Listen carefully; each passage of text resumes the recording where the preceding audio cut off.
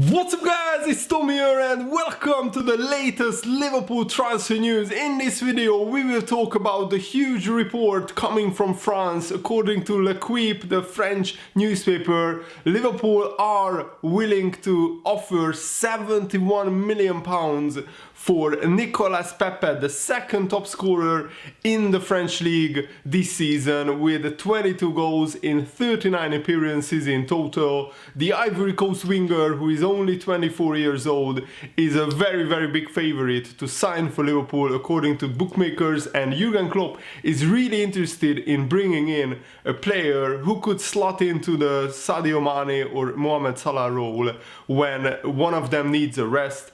And you know that our front three is interchangeable except Firmino, and I think in some games we need to rest Firmino or Salah or Mane because they can't play a full season every single time. And also Liverpool wants to win as many trophies as possible. Next season Liverpool will be interested in 7 competitions because apart from the 4 competitions that we usually are in, Liverpool will be in the UEFA Super Cup, the Club World Cup and the Community Shield final. And I think that Liverpool need a bigger squad, and Jurgen Klopp agrees.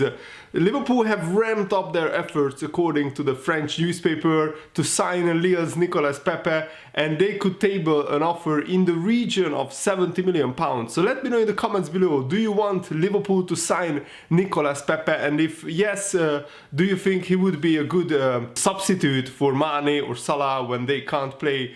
And also leave a like on this video if you enjoy these transfer news videos. I compiled all the major Liverpool news in this one video. It really helps me out if you just press that like button. It takes a second and it really means a lot to me. And Manchester United and Arsenal have also been linked with Nicolas Pepe, but I think this guy wants to play in the Champions League. He wants to play in a top club. And Lille manager Christophe Galtier, he already confirmed that Pepe is leaving Lille. So at the moment, he is weighing up his options. This is what the Lille manager said. Nicolas Pepe will leave. Life is like that. Football is like that today. They can't afford the type of wages that Pepe would command for him to stay. And also, Lille are not in a financial position to actually withstand a big offer. 70 million in a Lille is a huge amount of money for them. They don't regularly qualify for the Champions League. They finished second, they had a great season, and that was, I think, mainly down to Nicolas Pepe. As I said, 22 goals in 39 appearances. For a 24-year-old, that's brilliant. And he has a similar skill set to Sadio Mane. He is very agile, robust, he's very strong on the ball, he has lightning quick pace, and also he is very agile. As I said, he has great dribbling skills. He can go past midfielders, go past fullbacks, and I think he will terrorize the Premier League defenders next season if he signs for Liverpool. And we know that Liverpool are one of the most attractive clubs right now. Who wouldn't want to join the 6-time Champions League winners, the Champions League holders? It's so good to say that, I will be honest. And Pepe had a great career so far. He scored 37 times in 79 games for Lille to become one of the French league's biggest stars at the moment. As I said, only Mbappe scored more goals than Pepe this season, and also since he made his debut for Ivory Coast, he scored 4 times in 11 appearances.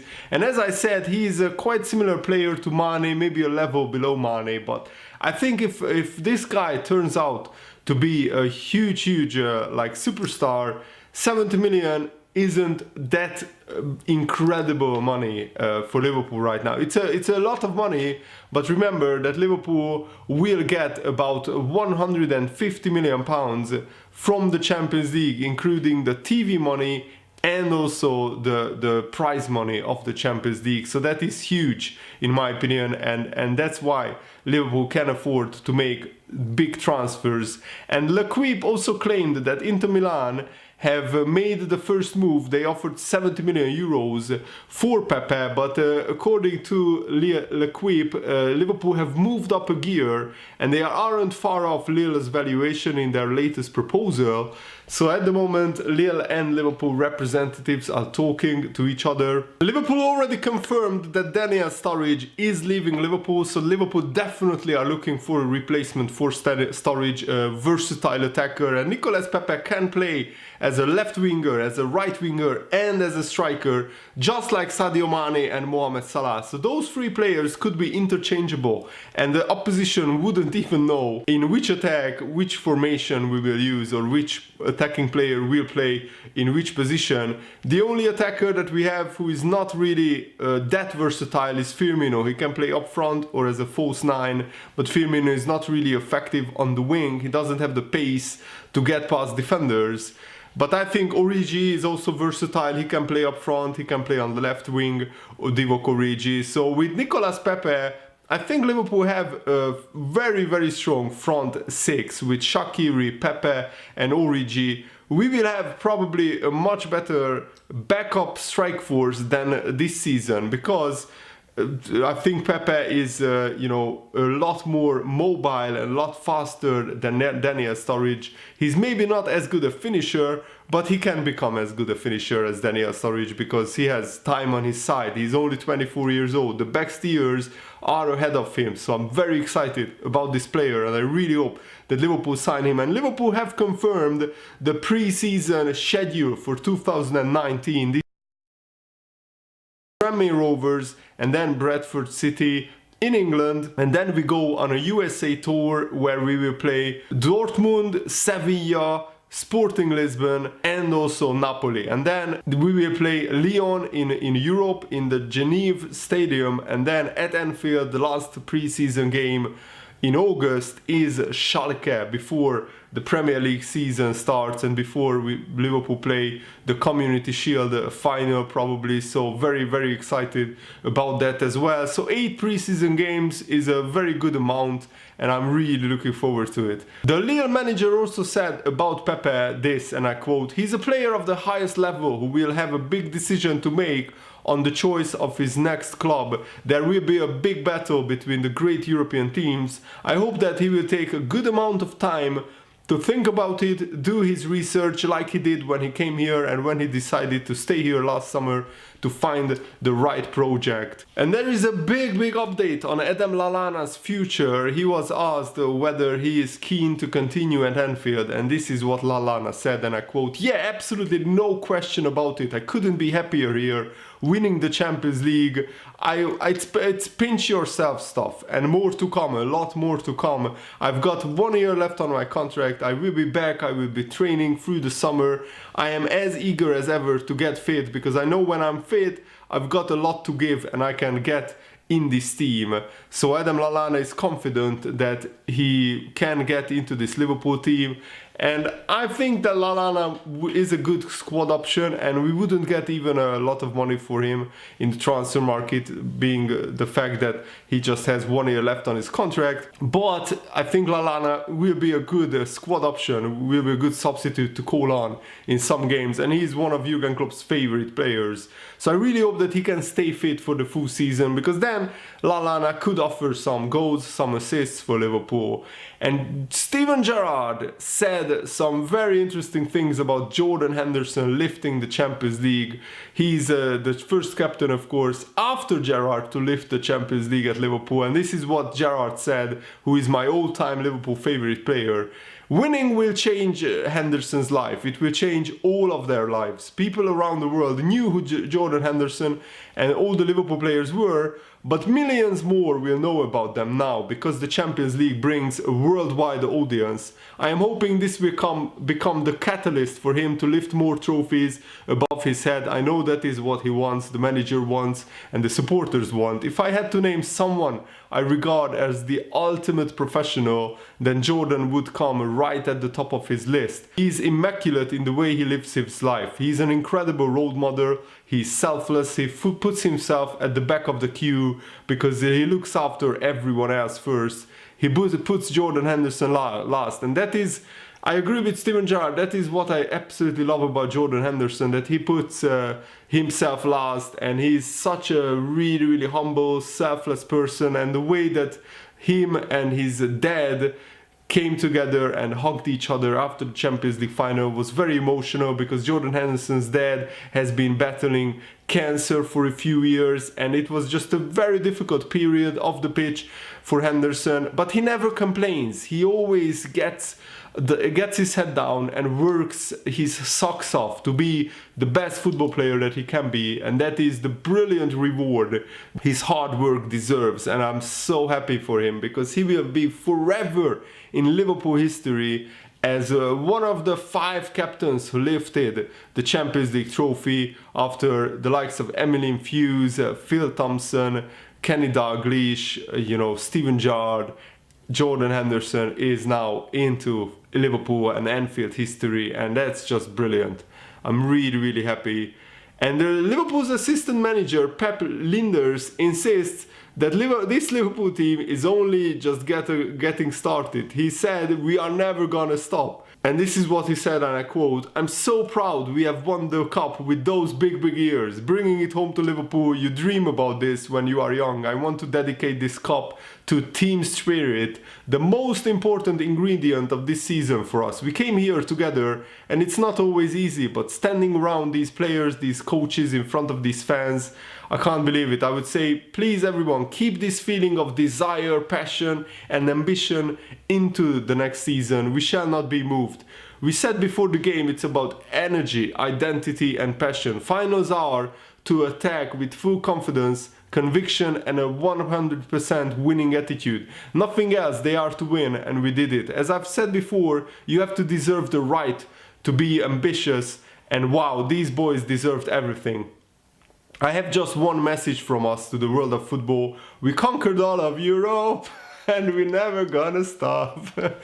Thank you all for this historical season. We are together, Liverpool Football Club." What a brilliant interview by Liverpool's assistant manager. And now only 2 teams are ahead of Liverpool in the European Cup charts. AC Milan with 7 Champions League wins and Real Madrid with 13. I think we can catch AC Milan in the next 5 years. It look like it's going to be even a struggle for them to qualify for the competition, never mind winning it in the next 5 years. And I will be honest, now after seeing how good this Liverpool team became in the last 12 months, I would be disappointed if Liverpool don't win another Champions League trophy in the next 5 years. And I will be definitely disappointed if we don't win at least 1 Premier League title in the next 5 years. I think that's what Liverpool should target. Because this Liverpool team, as the assistant manager said, it's just getting started. This Liverpool team has so much potential. So many of the players are young and hungry, and they want to win as many trophies as possible. Of course, there will be a lot of difficult other big teams going for the Champions League. But if Liverpool, who can keep improving and who can become even better next season, if this Liverpool team can win the Champions League once, they can win the Champions League twice or 3 times. I mean, last season the team wasn't half as good as this season, and we made it to the Champions League final last season. So until Jurgen Klopp is the manager, I can see Liverpool maybe getting to another Champions League final or 2, and hopefully we can win that again. And according to the Dominic King of the Daily Mail, Liverpool are surprised that they are included in the Club World Cup because FIFA intended to replace the competition with a different format, a 24-team tournament to be held every 4th summer. But for now, Qatar hosting the competition later this year, and in 2020 gives the organizers the chance to test the new stadiums at Qatar ahead of the 2022 World Cup. And Liverpool didn't want to partake in that 24-team tournament, which I think is ridiculous, that they want to make like a mini Champions League tournament or a mini Club World Cup tournament every 4 years, mini like Club World Cup.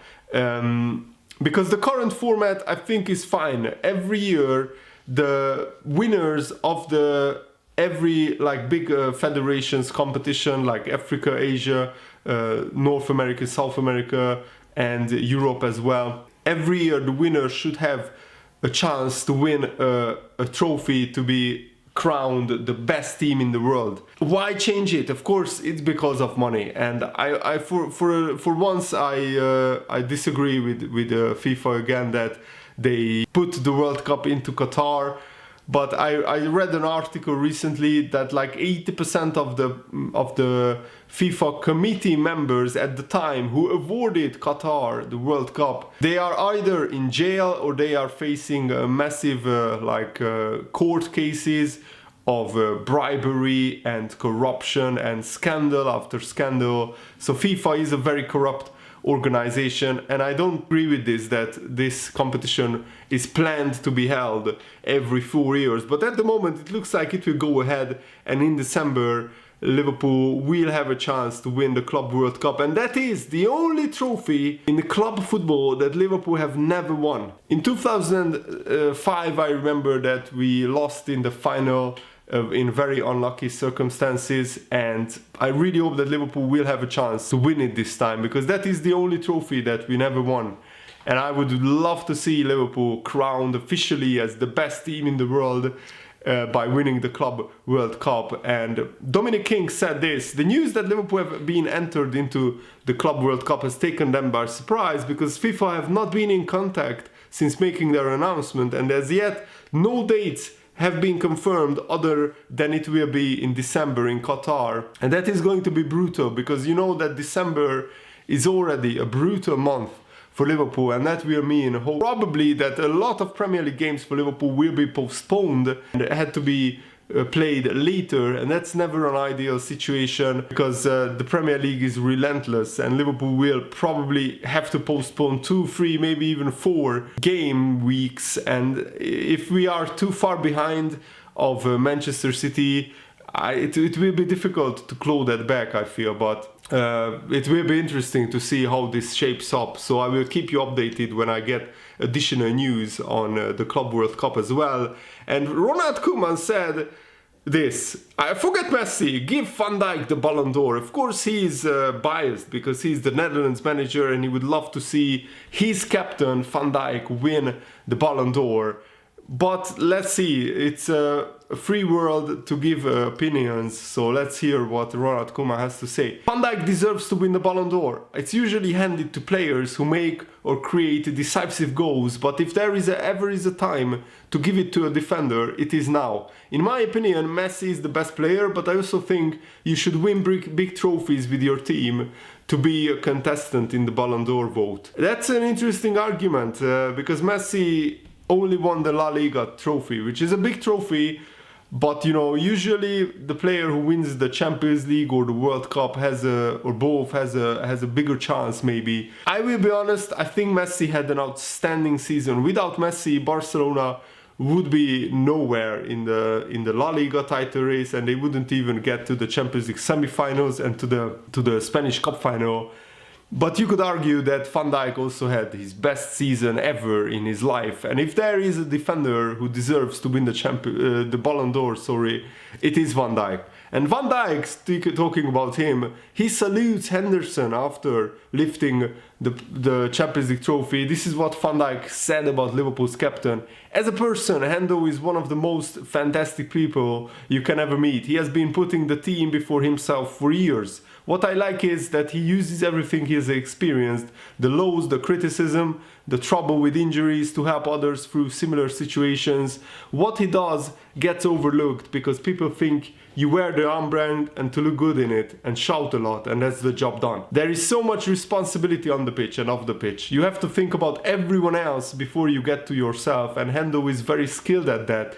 If any young player wants to follow an example, it should be him. He's a fantastic leader who everyone respects so much at Liverpool, and I'm very happy that he's my captain.